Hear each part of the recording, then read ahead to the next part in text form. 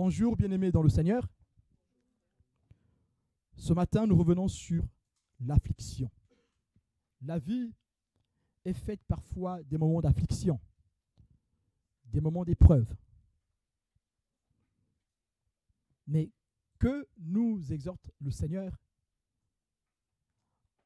en ce qui concerne l'affliction? Lisons Romains 5, versets 3 à 5. Bien plus, nous nous glorifions même des afflictions, sachant que l'affliction produit la persévérance. La persévérance, la victoire dans l'épreuve. Et cette victoire, l'espérance. Or, l'espérance ne trompe point, parce que l'amour de Dieu est répandu dans nos cœurs par le Saint-Esprit qui nous a été donné. Amen. Que le Seigneur vous bénisse. La vie est faite parfois d'affliction. Mais ici, l'apôtre Paul nous exhorte encore ce matin de savoir que l'affliction produit la persévérance. Que la persévérance produit la victoire dans l'épreuve. Et cette victoire produit en nous l'espérance. Et il ajoute, il dit que cette espérance qui symbolise la foi est blottie, couverte de l'amour de Dieu. Cette espérance est espérance que parce que elle est entourée par l'amour de Dieu. La foi, la vraie foi a pour base l'amour de Dieu. Voilà pourquoi ce matin, nous allons parler de la victoire, de la persévérance qui naît de l'épreuve, qui naît de l'affliction. Mais cette espérance qui a pour base, qui a pour socle l'amour de Dieu. Mais que veut dire l'affliction? Que signifie l'affliction ici? Le mot affliction, ici en grec, c'est thlipsis, qui veut dire pression, oppression, tribulation, détresse, difficulté en tout genre. Bien-aimés, l'affliction dont nous parle l'apôtre Paul ici fait attrait aux difficultés qui peuvent arriver dans la vie des croyants. Cette difficulté ici est une pression que nous recevons du monde. Une pression que nous recevons de Satan. Une pression que nous recevons dans la tentation. Bien-aimés, peu importe le nom que nous pouvons donner à cette pression, bien-aimés, cette pression vient de l'ennemi. Le monde a été corrompu par l'ennemi. Les choses que nous appelons naturelles sont devenues naturelles à cause de l'ennemi. Parce que au départ, il n'y avait pas l'affliction. Au départ, il n'y avait pas la difficulté. Au départ, il n'y avait pas l'angoisse. Adam et Ève mangeaient l'arbre de la vie éternelle. Alors, il n'y avait pas toutes ces choses qui nous tracassent aujourd'hui. Il n'y avait pas de pression. La vie nous presse. Pourquoi nous le disons? La vie que nous presse, ce n'est pas la vie que Christ veut pour nous. La vie que le Seigneur veut pour nous ne nous presse pas. Elle ne nous oppresse pas. La vie qui nous oppresse, c'est celle que Satan veut pour nous. Mais ce matin encore, si nous rentrons en possession de cette promesse qui est donnée ici, cette promesse qui dit que la vraie persévérance est couverte par l'amour de Dieu, la vraie persévérance est blottie de l'amour de Dieu, la vraie persévérance a pour fondement l'amour de Dieu, alors nous rentrerons dans la joie de ce salut que nous donne le Seigneur. Amen. Nous pouvons voir dans ce texte que l'affliction peut entraîner en nous la persévérance que parce que l'amour de Dieu est en nous, que parce que la vie de Dieu est en nous et parce que nous l'avons accepté. Les difficultés de tout genre peuvent survenir dans notre vie. Mais si l'amour de Dieu est dans notre cœur, nous ne prendrons point ces difficultés comme ceux qui ne connaissent pas le Seigneur, comme ceux qui n'ont pas le Saint-Esprit, comme ceux qui n'ont pas l'amour de Dieu. Je vais vous expliquer une histoire de persévérance. Ce couple aimait le Seigneur. Ce couple était dévoué au Seigneur. Ils avaient un fils unique. Ce fils unique est né dans l'église. Il a entendu, écouté tous les enseignements qui ont été donnés dans l'église. Mais à un certain âge, il s'est rebellé contre la vérité. Il a choisi de suivre son propre chemin. Et il est devenu un sujet d'affliction pour ses parents. Il est devenu un sujet de pression pour ses parents. Il est devenu un sujet de détresse pour ses parents. Et il a emmené dans la maison toutes sortes de difficultés. Les parents ont prié. Les parents ont prié. L'église a prié. Cet enfant, à l'âge adulte, a quitté le toit conjugal. Mais ses parents continuaient à le soutenir sur tous les plans. Sur le plan spirituel, sur le plan matériel, sur le plan financier, sur le plan affectif. Mais ce fils n'avait rien à faire de cet amour spirituel que pouvaient lui apporter ses parents. Il se contentait des biens et des finances que ses parents pouvaient pourvoir. Il a fait des excellentes études. Il était devenu marin, un haut gradé. Il avait gravi tous les échelons dans son métier, dans sa profession. Et il était loin de ses parents. Il a choisi cette vie pour s'échapper à son destin. Son destin était d'aimer l'Éternel. Mais il a choisi cette vie de voyage. Il faisait le tour du monde en bateau, dans son métier. Et il n'aimait pas le Seigneur. C'est comme ça, un jour, ses parents sont partis. Il est resté seul. À cause du Christ, il n'avait pas assez d'affection pour ses parents parce que ses parents aimaient le Christ. Lui, il n'aimait pas le Christ. Alors, ça ne pouvait pas coller. Un jour, dans son ascension, en ce qui concerne la gloire, il a eu un accident. Il a perdu l'usage de ses deux pieds.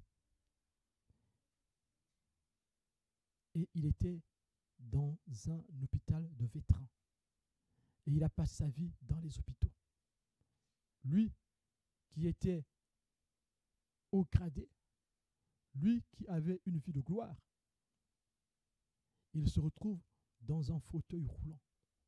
Il a perdu l'usage de ses deux pieds. Et il était devenu vieux. Il a vieilli dans cette situation. Mais avant que ses parents ne meurent, ses parents ont persévéré avec larmes. Ils ont persévéré. Sa mère pleurait tous les jours dans la prière. Ils n'ont jamais baissé les bras en ce qui concerne cette épreuve. C'était une longue épreuve pour eux. Ses parents sont morts, âgés, mais ils n'ont jamais baissé les bras. Tous ceux de l'Église connaissaient la vie de ce couple, leur tristesse. toutes les réunions, le nom de ce fils était prononcé. Parfois, dans les larmes, dans les pleurs.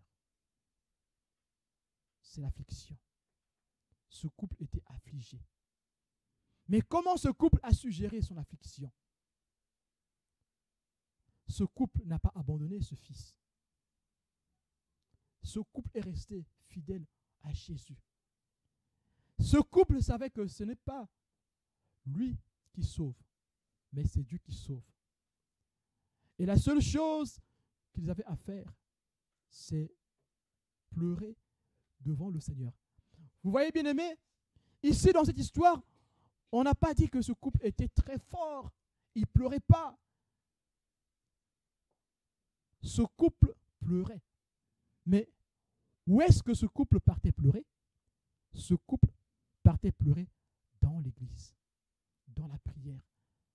Bien-aimés, dans l'affliction, comment la persévérance peut naître dans l'affliction? La persévérance peut naître dans l'affliction que quand nous refusons l'angoisse. Vous voyez, bien-aimés, il y a une différence entre l'angoisse et l'affliction. Jésus lui-même dit, ne vous angoissez de rien. L'angoisse ne veut pas dire l'affliction. On peut être dans l'affliction sans pourtant être angoissé, sans pourtant être dans l'angoisse. On peut être dans la détresse sans pourtant être angoissé. Ce couple était dans l'affliction. Nous pouvons voir les larmes de ce couple. Ce couple pleurait nuit et jour. Mais c'était des pleurs de persévérance. C'était des pleurs d'espoir. Ce couple pleurait devant celui qui pouvait sauver leur fils. Alors les pleurs de ce couple ne pouvaient pas les plonger dans la dépression. Les pleurs de ce couple ne pouvaient pas les plonger dans l'amertume. Les pleurs de ce couple, l'affliction, la détresse de ce couple, les plongeaient dans l'amour de Dieu. Au jour le jour, leur persévérance devenait une victoire. Au jour le jour, la victoire dans cette épreuve devenait une victoire dans leur vie. Vous voyez dans ce texte, il est écrit, sachant que l'affliction produit la persévérance, la victoire dans l'épreuve, et cette victoire, l'espérance. Qu'est-ce que ça veut dire? Ça veut dire que nous avons l'affliction, une affliction dans notre vie, dans un domaine, dans un quartier de notre vie. Cette affliction doit produire la persévérance. La persévérance doit produire la victoire. La victoire dans quoi? Dans l'épreuve. Et cette victoire, l'espérance. Cette victoire, l'espérance. Cette victoire ici, au départ, c'est la victoire dans l'épreuve. Mais vous allez voir qu'il complète et cette victoire. Cette victoire ne va plus rester qu'une victoire dans l'épreuve. Celui qui passe par l'affliction, qui arrive à persévérer, qui grandit dans la persévérance, cette persévérance devient la victoire dans cette épreuve. Mais la victoire dans cette épreuve ne reste plus que la victoire dans cette épreuve. Cette victoire devient la victoire pour toute la vie. La victoire que nous obtenons dans l'épreuve, dans l'affliction, devient une victoire pour toute notre vie. Notre épreuve peut concerner le travail, par exemple. Notre épreuve peut concerner la recherche d'une épouse ou d'un époux. Parce que nous sommes restés longtemps sans époux, sans épouse. Ça peut être une épreuve pour nous. Mais quand Dieu descend pour répondre à cette prière, il ne descend pas juste pour vous donner ce qui vous manque, ce que vous recherchez. Il descend pour vous donner la vie éternelle. Voilà pourquoi ici, la victoire dans l'épreuve, et cette victoire conduit à la persévérance. Ce n'est pas simplement la victoire à l'épreuve qui conduit à l'espérance. Ce qui conduit à l'espérance, c'est la victoire tout court. Et notre espérance ici ne va plus s'arrêter que sur les choses que nous voyons. Notre espérance va au-delà du temporel. La vraie victoire, bien-aimée, n'est pas celle qui dépend des choses temporelles. La vraie victoire dans la vie du croyant est celle qui est invisible. Ça, c'est une victoire éternelle. Si j'ai demandé une Bible à Dieu pendant des années et que là, Dieu me donne la Bible, c'est une victoire. Mais parce que j'ai reçu cette Bible, cette victoire devient une victoire finale, une victoire perpétuelle, qui est le salut de mon âme. Parce que la Bible pourra se détériorer, c'est que du matériel. La Bible finit par se détériorer. Mais pourquoi cette victoire reste finale, éternelle? C'est parce que l'espérance qui est en moi me fait rentrer dans une joie perpétuelle. Cette joie ne dépend pas de ce que j'ai. Cette joie dépend de ce que Jésus est en moi. Jacques dit la même chose. Jacques chapitre 1, versets 2 à 3. Mes frères, regardez comme un sujet de joie complète les diverses épreuves auxquelles vous pouvez être exposés, sachant que l'épreuve de votre foi produit la patience. Mais il faut que la patience accomplisse parfaitement son œuvre, afin que vous soyez parfaits et accomplis sans faillir en rien. Bien-aimés, quelle est l'œuvre parfaite de la patience? Quelle est l'œuvre parfaite de la persévérance? L'œuvre parfaite de la patience, l'œuvre parfaite de la persévérance, c'est la foi. Ce texte veut dire simplement que la persévérance dans l'épreuve, la persévérance dans l'affliction vient parfaire notre foi. Si tu veux avoir une foi parfaite, alors accepte de persévérer dans l'épreuve.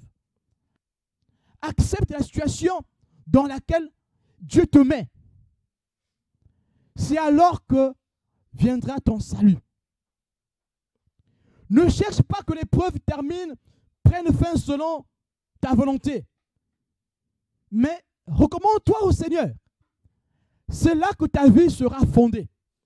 La vie des enfants de Dieu est stable, devient stable. La foi des enfants de Dieu devient stable que quand ils acceptent de passer par l'épreuve. Parfois, ça ne sera pas la seule épreuve. Mais vous allez voir que les personnes qui ont accepté la première épreuve seront debout dans les autres qui vont suivre. Parce que la vie du chrétien, c'est aussi une suite d'épreuves. Bien-aimé, c'est ce que dit la parole de Dieu. Mais comment nous sortons de ces diverses épreuves? Cassées ou construites? Bien-aimé, l'épreuve en nous qui sommes enfants de Dieu ne vient pas pour casser. L'épreuve en nous qui sommes enfants de Dieu vient pour construire, vient pour édifier, vient pour ériger, vient pour consolider, vient pour élever, vient pour glorifier. Alors, si tu considères ce matin que l'épreuve de ta vie est une consolidation, est une élévation, c'est là que tu seras élevé. L'épreuve peut parfois paraître comme un échec. Si bien aimé, l'épreuve peut paraître à nos yeux comme étant un échec. Mais bien aimé, si ce matin, tu penses que ton affliction paraît comme un échec, alors bondis de cela. Parce que de l'échec, nous tirons la victoire. De l'échec, tu peux tirer la victoire. De l'échec, nous qui sommes enfants de Dieu, qui avons la foi en Jésus, qui avons le Saint-Esprit, qui sommes accompagnés par l'amour de Dieu, nous allons tirer la victoire. Il faut que la patience produise, accomplisse une œuvre parfaite. Mais toi, si ta patience ne produit pas une œuvre parfaite, c'est parce que tu ne vas pas au bout de l'accomplissement de la patience. Parce que tu ne vas pas au bout de l'accomplissement de la persévérance. Tu persévères pendant un moment et après, tu désespères. Alors, on fait notre persévérance en dents de scie. Bien-aimés, la gloire de Dieu ne descend que dans la vie de ceux qui sont déterminés. Si nous sommes déterminés, nous allons rentrer dans le salut du Seigneur. Il ne s'agit pas que du salut final. Il s'agit aussi du salut temporel. On appelle ça la joie du salut, comme pouvait le dire David. Ce matin, le Seigneur nous appelle à cela. Et si nous revenons sur le livre de Jacques, le verset 5 du premier chapitre dit: si quelqu'un d'entre vous manque de sagesse, qu'il la demande à Dieu, qui donne à tous simplement et sans reproche. Et elle lui sera donnée. Mais qu'il la demande avec foi, sans douter, car celui qui doute est semblable au flot de la mer, agité par le vent et poussé de côté et d'autre. Amen. Ça veut dire quoi? Ça veut dire que dans l'épreuve, tu n'arrives plus à persévérer. Demande la persévérance. Remets-toi dans la prière. Si tu ne sais pas prier, bien-aimé, ne réfléchis pas. Assieds-toi. Parle à Dieu comme tu peux parler à ton prochain. Ne cherche pas des phrases toutes faites. Ne cherche pas de formules toutes faites. Je vais vous expliquer une histoire. C'était un monsieur âgé. Ça fait longtemps qu'il était dans l'église. Il avait écouté toutes des belles prédications du pasteur. Et ce pasteur était éloquent. Ce pasteur avait une théologie indéboutable. Ce pasteur avait une connaissance inouïe de la parole de Dieu. Il a enseigné sur la prière. Il a enseigné sur la communion avec Dieu. Mais ce pauvre monsieur n'avait jamais compris ce que c'est la prière. Il ne savait pas prier. Alors c'est comme ça, un jour, dans sa vieillesse, il va voir un ami. Il dit: mes frères, je ne sais pas prier. Ça fait belle lurette que je suis dans l'église, mais je ne sais pas prier. Quand je vois les autres prier, je les admire. Ils sortent des beaux mots, des phrases, mais bien construites, bien faites. Mais moi, ça, je ne sais pas le faire. Je ne sais même pas comment commencer une prière. Ce frère lui dit: bien-aimé, mais prier, ce n'est pas difficile. Tu vois, prier, c'est parler à Dieu. Parler à Dieu comme tu me parles maintenant. Quand tu me parles, je t'écoute? Oui. Tu me prêtes ton attention? Oui. Tu me dis des choses? Oui. Est-ce que tu fais des efforts? Non. Écoute, si tu veux prier, si tu veux savoir comment on prie, rentre dans ta chambre, assieds-toi, prends une chaise, mets juste en face de toi, imagine-toi que Dieu est devant toi, sur cette chaise vide, et commence à lui parler. Dis-lui tout ce qui te vient dans le cœur. Si c'est merci, tu lui dis merci. Si c'est des supplications, présente-lui tes supplications.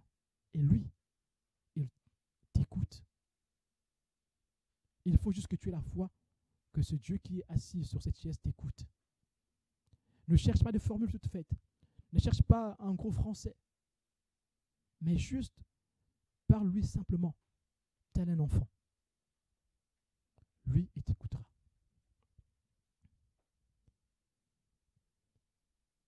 Et c'est comme ça, un jour, ce vieillard tombe malade. se retrouve à l'hôpital. Et il était resté longtemps à l'hôpital. Un jour, le pasteur de l'église avait changé. C'était un nouveau pasteur, un jeune pasteur qui avait remplacé l'ancien. La petite fille de ce monsieur appelle le pasteur que mon père est très souffrant, si tu peux aller lui rendre visite à l'hôpital. Et c'est comme ça, ce jeune pasteur dévoué dans sa mission va rendre visite à ce monsieur. Il entre dans la salle, il voit devant le monsieur allongé dans le lit de l'hôpital une chaise vide. Alors le pasteur entre et dit: alors, bonjour, mais je vois que tu m'as prêté une chaise, donc tu savais que j'allais venir. Le monsieur dit: pasteur, fermez la porte. Et alors le pasteur ne comprenait pas ce qui se passait. Il dit: mais pourquoi je ferme la porte? Elle reste toujours ouverte, cette porte. Il va le pasteur, il ferme la porte.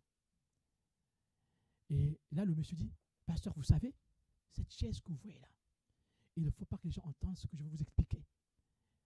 Sachez que même à ma petite fille, je l'adore, je l'aime beaucoup, ma petite fille, mais je ne lui ai jamais parlé de ça. À l'église, j'ai parlé à personne. Donc, je n'aimerais pas que ma fille soit au courant de ça. Je n'aimerais pas que les médecins ici soient au courant de ça. Vous savez, c'est quoi cette chaise que vous voyez devant vous? Cette chaise que vous voyez là devant, elle est là, c'est parce que je ne savais pas prier. Un jour, je me suis confié à un frère. Il m'a dit: Dieu nous écoute comme tu m'écoutes ce matin. Et depuis ce jour-là, quand je prie, je mets une chaise devant moi, je commence à parler. Et j'ai foi que Dieu m'entend. Pasteur, je n'adore pas la chaise, mais je sais que Dieu est invisible. Dieu est esprit. Et il entend la prière de ceux qui l'écoutent.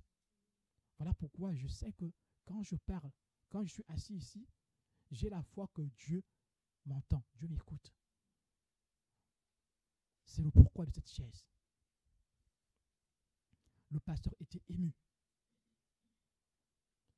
Et ce frère a dit au pasteur, et pourtant le pasteur enseignait très bien, mais je n'avais jamais compris tout ce qu'il disait. Mais depuis le jour où j'ai commencé à faire ce que m'a dit le frère, pasteur, j'ai commencé à avoir la foi dans mon cœur. Et Dieu est dans ma vie. Une chose a changé dans ma vie. Et c'est comme ça, le pasteur ému a prié pour le monsieur et il est rentré chez lui.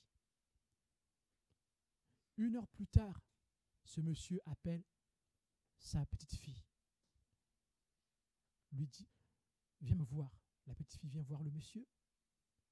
Ils discutent et il l'embrasse et la petite fille rentre à la maison. 1 heure plus tard, le monsieur rappelle la petite fille, lui témoigne son amour. Et 1 heure plus tard, l'hôpital appelle la fille, lui dit que votre grand-père est décédé. 2 jours plus tard, la petite fille appelle le pasteur en pleurs. Elle était occupée, elle ne pouvait pas appeler le pasteur tout de suite. C'est là qu'elle appelle le pasteur. Elle dit: pasteur, mon grand-père est parti. Le pasteur demande: alors, il est parti le grand-père? Oui. Alors, est-ce qu'il est mort paisiblement? La petite fille dit: oui, pasteur, il est mort, il est parti en paix, paisiblement. Vous savez, pasteur,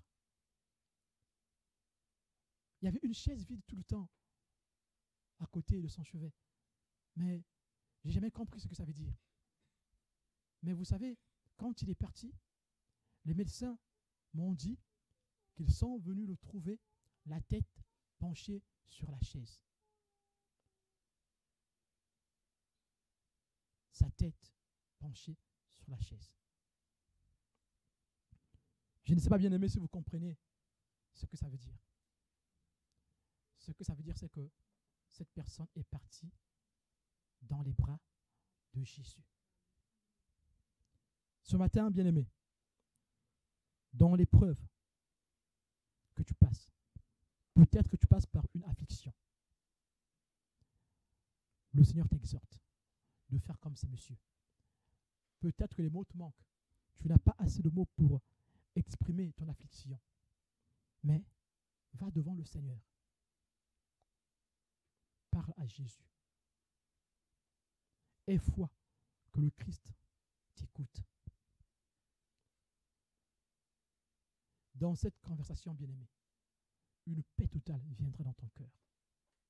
Dans cette conversation naîtra la victoire, naîtra la persévérance, naîtra la victoire, naîtra la foi qui va t'emmener dans le salut éternel. Bien-aimé, nous avons ici un exemple de persévérance dans l'épreuve. Paul a persévéré. Paul a persévéré dans l'épreuve. Mais dans quelles conditions Paul a persévéré dans l'épreuve? 2 Corinthiens, chapitre 12, versets 9 à 10. Commençons au verset 8. 3 fois j'ai prié le Seigneur de l'éloigner de moi. Et il m'a dit, ma grâce te suffit, car ma puissance s'accomplit dans la faiblesse. Je me glorifierai donc bien plus volontiers de mes faiblesses, afin que la puissance de Christ repose sur moi. Amen. La faiblesse ici, c'est une détresse, c'est une affliction. Paul était triste par rapport à sa situation physique, par rapport à sa santé. Il avait une écharde. Certains disent que c'est son œil, peut-être qu'il avait perdu. Mais c'était une écharde. C'était une charge, c'était un poids. Dieu a dit à Paul, ma grâce te suffit. Est-ce que vous savez pourquoi Dieu a dit à Paul, ma grâce te suffit? Peut-être que cette écharde rappelait à Paul que tu n'es qu'un être humain. Tu n'es qu'un vase que Dieu remplit. Un vase de terre fragile que Dieu doit préserver. Bien-aimé, ici, Paul est dans la joie dans sa situation. Paul ici accepte sa situation. Et il sait que dans cette faiblesse, Dieu est grand. Nous aussi, bien-aimés, la détresse peut paraître comme une faiblesse pour nous. Mais bien-aimés, glorifions-nous dans cette faiblesse. Et c'est dans cette faiblesse que la puissance de Dieu s'accomplit dans nos vies. Sachez-le, bien-aimé, Paul a fait tout ce travail dans la joie du Seigneur. Paul était joyeux. Mais la joie de notre apôtre Paul ne dépendait pas de ce qu'il avait. Cette joie dépendait de l'Esprit Saint qui était en lui. Voilà pourquoi, quand nous revenons dans le texte de Romains, chapitre 5, nous voyons qu'il est écrit au verset 5, « Or l'espérance ne trompe point, parce que l'amour de Dieu est répandu dans nos cœurs par le Saint-Esprit qui nous a été donné. » L'amour de Dieu est répandu dans notre cœur par le Saint-Esprit qui nous a été donné. Alors, bien-aimé, si dans la détresse, tu n'as plus la joie du Saint-Esprit, sache que le problème vient alors de ta communion avec le Saint-Esprit. Bien-aimé, il n'y a que dans la prière qu'on peut rétablir la communion avec le Saint-Esprit. Voilà pourquoi l'apôtre Jacques pouvait dire, si quelqu'un manque de sagesse, qu'il la demande à Dieu. Et pourtant, au départ, il parle de l'épreuve. Mais quel lien y a-t-il entre l'épreuve et la sagesse? Le lien, c'est la foi. Si quelqu'un manque la foi, alors qu'il la demande à Dieu, qui donne sans reproche. 2 Corinthiens 4, verset 17.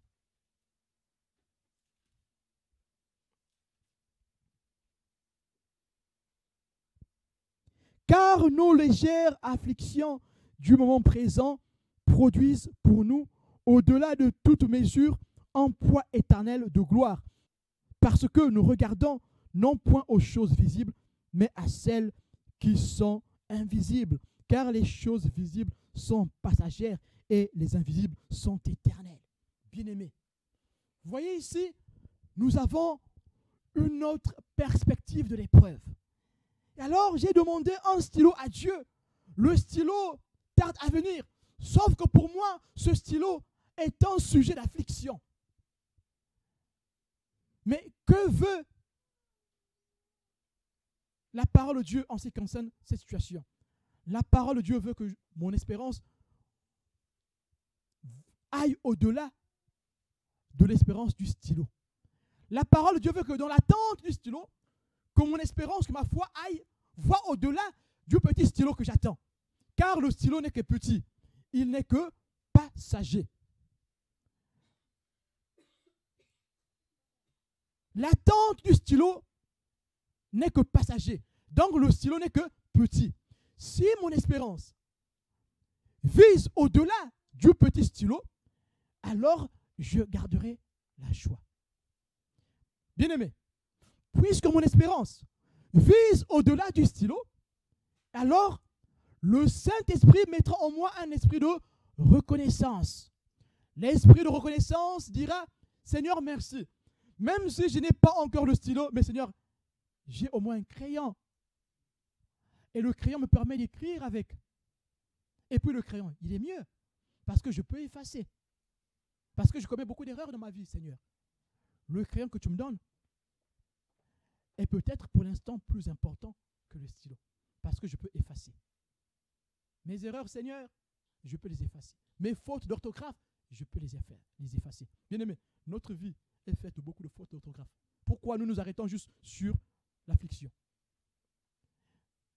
Dans ce cas, arrêtons-nous aussi sur nos fautes d'orthographe. Mais souvent, ce que nous savons faire, nous nous arrêtons juste sur nos afflictions. Mais Dieu est bon. Ce Dieu qui te garde dans cette affliction, c'est le même Dieu qui t'a donné le crayon pour effacer tes erreurs, pour effacer tes fautes d'orthographe. Car tous, nous en faisons encore. Mais Dieu est bon, il les efface. Car nos légères afflictions du moment présent produisent pour nous, au-delà de toute mesure, un poids éternel de gloire. Parce que nous regardons non point aux choses visibles, mais à celles qui sont invisibles. Car les choses visibles sont passagères et les invisibles sont éternelles. Voilà pourquoi un enfant de Dieu qui passe par l'épreuve gardera la joie. C'est là le secret.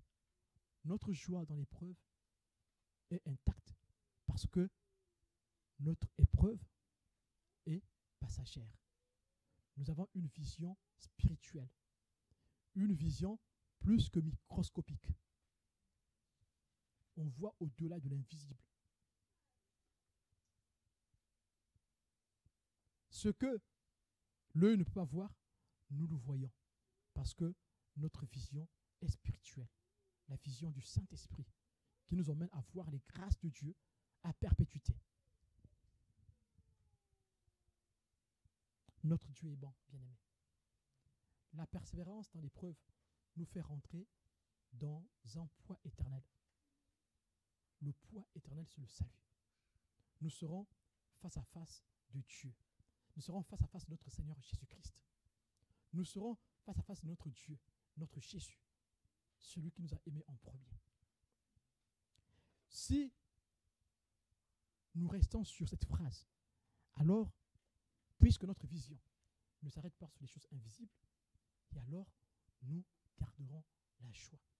Et le premier signe, si tu passes par une affliction, le premier signe que tu verras que tu es en bon terme avec Dieu, c'est la joie que Dieu mettra dans ton cœur. Les gens qui seront autour de toi diront, mais c'est pas possible. Mais comment? Il y avait un monsieur, ce monsieur était un bon chrétien, il partait à l'église tous les jours.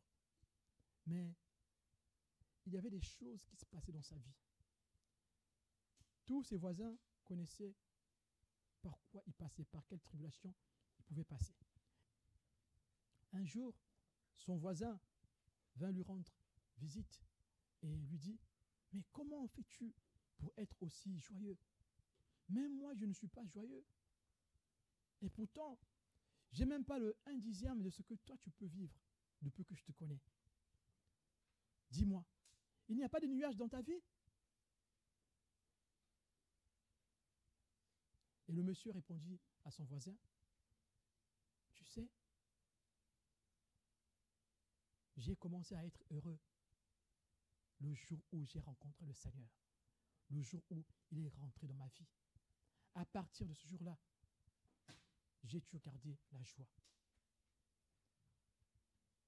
Mais ne pense pas que je n'ai pas des nuages.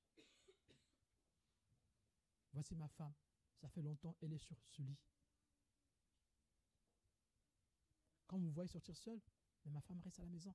Je vais à l'église tout seul, ma femme reste là. C'est un nuage. C'est un nuage, l'un des nuages que j'ai dans ma vie. Et ça fait longtemps que ça dure.